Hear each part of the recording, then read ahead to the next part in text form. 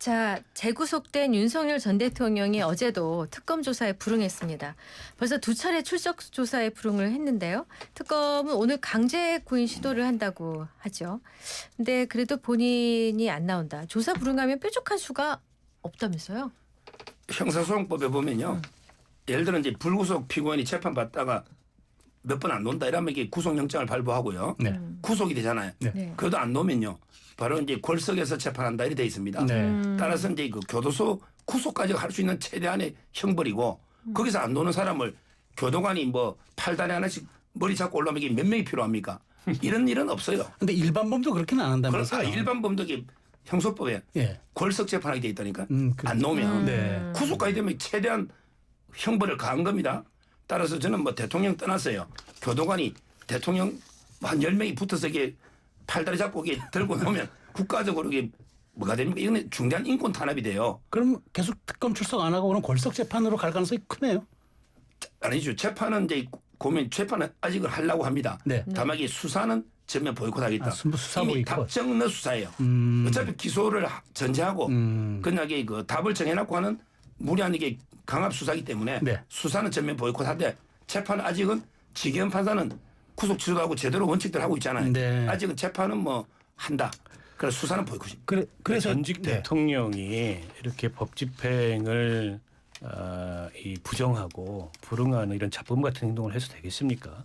국격이라는 게 최소한 있는데, 그러니까 본인이 끝내 안 나오겠다고 하면 강제로 끌어낼 방법은 없겠죠. 네. 어쨌든 구속영장의 효력을 통해서 인치를 요구를 할 수는 있을 텐데 안 나왔을 때 거기에 물리력을 행사할 수 있는 근거는 없기 때문에 그러면 이제 뭐 그냥 소환 없이 기소할 수는 있습니다만 아마 이제 윤석열 전 대통령은 지금 특검 수사에 응하지 않겠다. 검찰 수사에도 네, 응하지 네, 않았어요. 지난번 1차 구속됐을 때도 네. 마찬가지였습니다. 과거에 보면 박근혜 전 대통령이 재판에 출석 안 했던 적이 있어요. 그때도 이제 인치하려고 했는데 네. 그 불응하니까는 딱히 방법이 없어가지고 뭐 그냥 뭐 골석 재판을 하거나 혹은 이 대면 수사 없이 기소하거나 이랬던 전례가 있거든요. 그거하고 좀 비슷하게 그 당시에 네. 수사팀장이었잖아요. 네. 윤석열이. 그때 이제 박근혜 전 대통령이 하는 걸 보고서 본인이 지금 그렇게 하는지는 모르겠습니다만 특검으로서도 좀 난감하죠. 아마 이제 구치소 측도 난감할 거예요. 그거를 뭐 교도관들을 들여보내가지고 드러내려면 못 드러내겠습니까? 네. 그러나 이제 그렇게 하는 게 네. 과연 다른 법적인 논란도 있을 수 있는 데다가 네. 전직 대통령 신분이기 때문에 쉽지는 않아 보여요. 음흠. 그러나 윤석열 전 대통령에 대한 여론의 비판은 더 커질 겁니다. 이렇게 되면. 그리고 이게 본인한테 결과적으로 재판에서 유리할까? 저는 별로 유리하게 작용할 것 같지 않아요. 근데 이제 윤 대통령이 지금까지 했던 행동을 보면 자초위난이라고 스스로 계속 화를 키웁니다. 네. 저는 지금도 그러고 있는 거라고 봐요. 자, 근데 그 지금 서 변호사 말씀하신 대로 이제 측근들의 뭐 강희구, 김성훈, 뭐 김태회까지 이제 불리한 증언 진술들이 나오고 있는 상황에서 윤 대통령이 이렇게 구치소에서 나 안 나간다 저항하는 이유는 뭘까요? 그러니까 이미 그 결론을 정해놓고 기소를 답정하기 때문에 못 전제하고 나간다. 예, 거기에 덜덜이 설 이유가 없는데 문제는 수사할 때 경찰은요 직접 갑니다 교도소로. 그래서 조사실이 있거든요. 아, 네. 근데 검사들은 법무부를 지휘하다 보니까 계속 불러서 하던 게 옛날 관행인데 지금 특검이 진짜 조사할 의사가 있으면 가면 되잖아요, 그럼. 그렇죠. 그걸 협의를 했어야죠. 옛날에 박근혜 대통령 구속됐을 때도 이원석 그때 부장검사 네. 이원석 총장이잖아요. 네. 직접 구치소에 갔잖아요. 그 조사를 했지 않습니까? 네. 그러면 이게 조사가 진짜 필요하고 목적이라면 변호인하고 협의해서 구치소로 와서 조사를 좀 합시다. 네. 이러면 대통령이 응했을 수도 있어요. 네. 그런데 특검은 이게 특혜라는 거예요. 네. 김건희에서 장소 바꿔가 조사한 거 있죠. 네. 이거하고 이게 같습니까? 김건희에서는 검찰청 안 부르고 다른 경호 장소로 갔잖아요. 네. 이거는 교도소입니다. 그러니까 제가 보기에 그냥 조사보다는 우리에게 뭐 수위 입은 모습을 또 이게 들어올 때 보여주는 이런 게 망신주기 의도로 보기 때문에 불응하는 거예요. 근데 이렇게 일반 형사 피의자들도 네. 구치소에 가가지고 조사하지 않잖아요. 검찰 인력이 얼마나 된다고 그걸 가서 구치소에 가서 다 조사를 합니까? 그러니까 일반 형사 피의자들과 다른 특별한 대우를 하지 않겠다는 것일 뿐이고요. 네.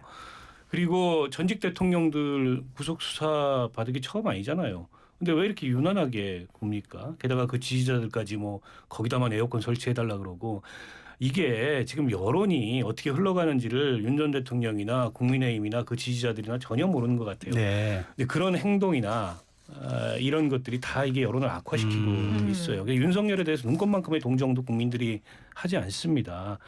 그러면 지금 앞으로 재판도 많이 받아야 되고 그 안에서 오래오래 살게 될 텐데 저런 모습이 참 좋습니까 본인한테? 제가 보기엔 좋지 않은 것 같아요. 전략적으로도 안 좋다. 알겠습니다. 그러니까 다분히 감정적이에요. 감정적으로 그러니까 보시는군요. 법집행에 그냥 불응하고 불복하는 겁니다. 검찰의 법집행도 특검의 법집행도 어쨌든 나는 대한민국의 법집행을 받지 않겠다라는 겁니다. 알겠습니다. 저런 사람이 대통령이었다는 게 한심한 거죠. 알겠습니다. 이번 특검이 3개 특검이 120명이죠. 특검 인원이 많으니까 가도 되지 않을까요? 검찰은 그러면 인원이 그렇게 많은데 왜 형사 피의자들 수사하러 거기 못 가게? 알겠습니다. 왜 특별한 대우를 해줘야 되죠? 자, 윤 전 대통령이 외환지 여부를 따지고 있는 내란 특검이 어제 국방부와 드론 작전 사령부, 드론사 예하 백령도 부대, 국가안보실 합참 등등 총 24곳을 압수수색을 했습니다.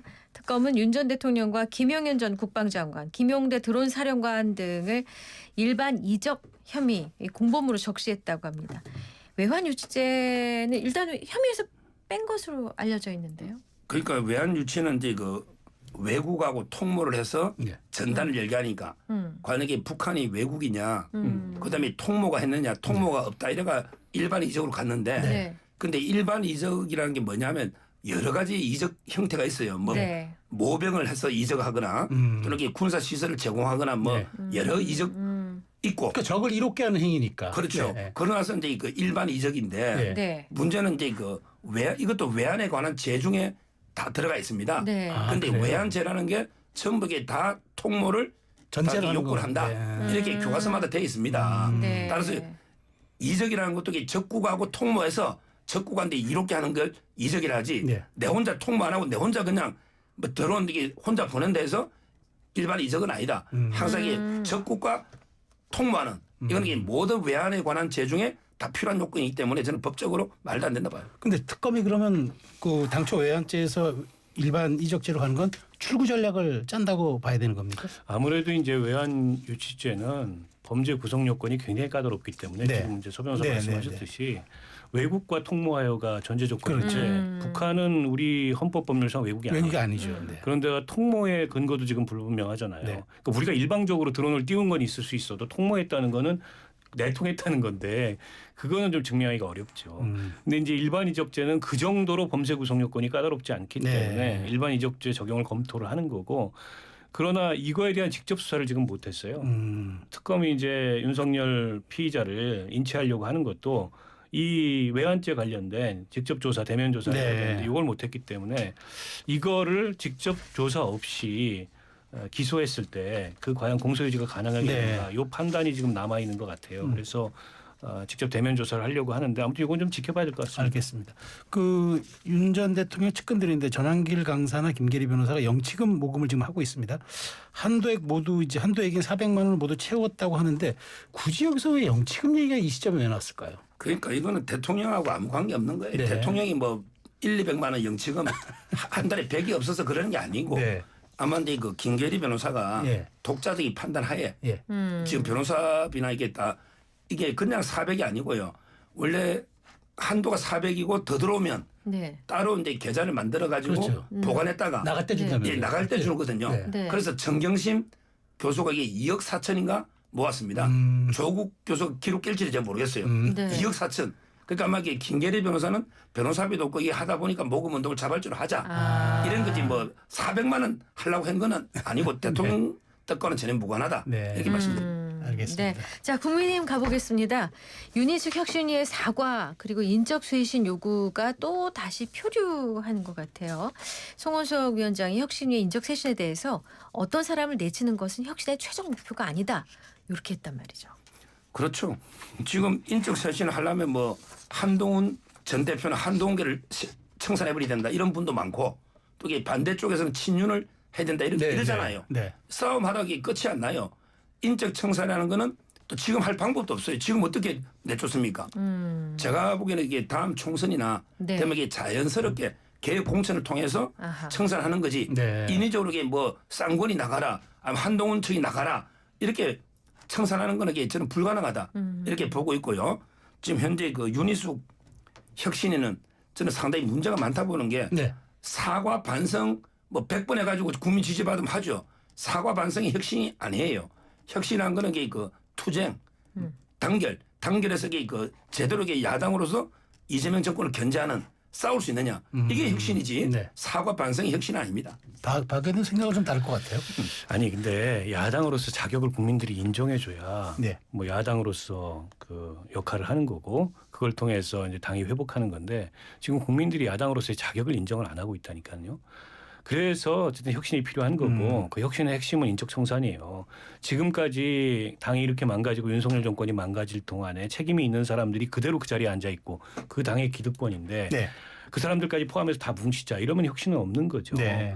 그렇게 해서 역사상 한 번도 혁신이라는 게 이루어진 적이 없고 저는 안철수 전 그 혁신위원장이 뭐 20분 만에 네. 그만둔 것도 불가능하기 때문에 그만둔 거라고 보고 윤희숙 전 의원도 모르지 않을 텐데 그래서 이제 일부에서는 그냥 짜고 치는 거 아니냐. 약속대로는 얘기를 하는데 윤희숙 의원은 혁신을 전시하고 지도부는 어쨌든 윤희숙 의원이 전시한 혁신에 대해서 선을 넘는 거에 대해서는 그렇게 할 수 없다. 그러니까 김용태 비대위원장이 그래서 국민의힘이 하루살이 비대위 혁신이 뛰어서 눈속임한다 이렇게 지켜. 그러니까 그리고 이제 전당대회까지 버티면 네. 또 전당대회 이벤트 열어가지고 유야무야하고 다음 지도부 아마도 이제 뭐 친윤이 원하는 지도부가 될 가능성이 높죠. 근데 그렇게 가려는 거 아니냐. 네. 그래서 국민의힘의 혁신은 불가능하고 네. 결국 선거 치료밖에 없다.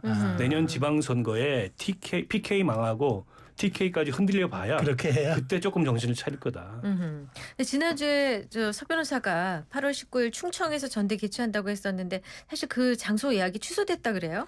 전당대회 그럼 연기하고 비대위 체제로 버틸 거란 주장도 나왔던데. 뭐 제가 보기에 계속 그렇게 할 수는 없고 날짜는 뭐 좀 유동적이 될 수가 있는 네네. 거니까 그 당시 제가 방송할 때는 그게 그랬었죠. 맞았어요. 그랬죠. 맞았는데. 맞았고 이제 뭐 상황이 좀 변화가 있는데 근데서 그 무기한으로 연기할 수는 없을 거예요. 아마 저는 8월 중으로는 전당대회를 한다 네. 이렇게 보고 있습니다. 네. 8월 자, 중에. 제가 여기서 이제 하나 들은 그 지금 생각이 조금 서 변호사 말씀이 이제 그 나중에 총선에서 개혁 공천하면서 당에 일신해야 한다. 이게 바로 권영세 위원장 얘기더라고요. 네. 권영세 위원장이 지금 나와서 비대위가 혁신이가 이렇게 가면 안 된다고 하는데 그럼 지금 서 변호사 말씀하시는 게 이른바 구주류들의 그 생각과 일치를 하는 겁니까? 그렇죠. 제가 원래 좀 친윤이잖아요. 지금 이제 구주류하고 저하고 생각이 뭐 비슷한 게 비슷한데. 많고요. 네. 네. 권영세 위원장하고 한동훈 전 대표가 자꾸 논쟁을 하는데 예. 네. 한번 보십시오. 예를 들어 이제 그 한덕수하고 김문수 단이라는요. 네. 네. 전 당원들의 염원이었어요. 네. 네. 근데 김문수하고 약속을 어기니까 네. 그때 쌍권이 예. 네. 뭐냐면 이제 그 당원 투표해가지고 한번 물어보자. 네. 네. 이거 지극히 정상적인 거죠.